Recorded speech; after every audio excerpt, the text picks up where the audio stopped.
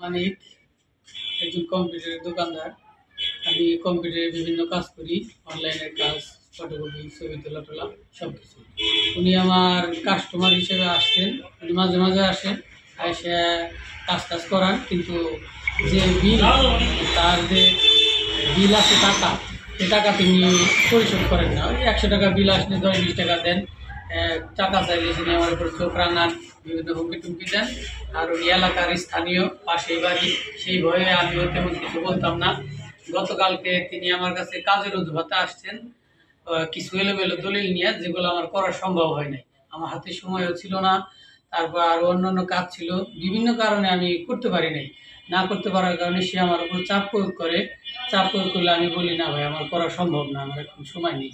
তখন সে আমাকে গালাগালি করে, আমাকে বিভিন্ন হুমকি দিয়ে দোকান থেকে বাইরে বের হয়ে তার সাথে আরও 2জন লোক ছিল, তাদের সাথে কি পরামর্শ করে আবার দোকানে ঢুকেই গালি দিয়ে আমার দাড়ি ধরে থাপ্পড় দেয় এবং আমাকে মারবে, দোকান করতে দেবে না, দোকান বন্ধ করে দেবে, আমাকে মেরে ফেলবে, কেটে ফেলবে, এরকম হুমকি ধামকি দেয়।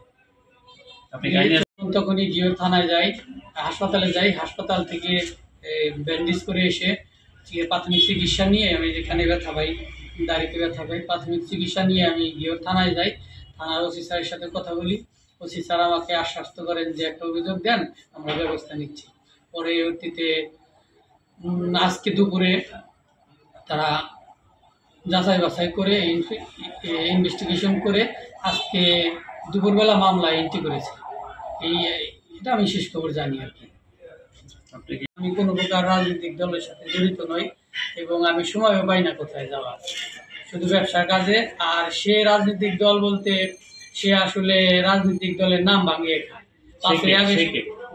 অপরাধী নাসিম ভুইয়া আসলে কোনো রাজনৈতিক দলের সদস্য না, রাজনৈতিক দলের নাম ভাঙিয়ে এলাকার লোকজনের সাথে এরকম দুর্ব্যবহার করে থাকে।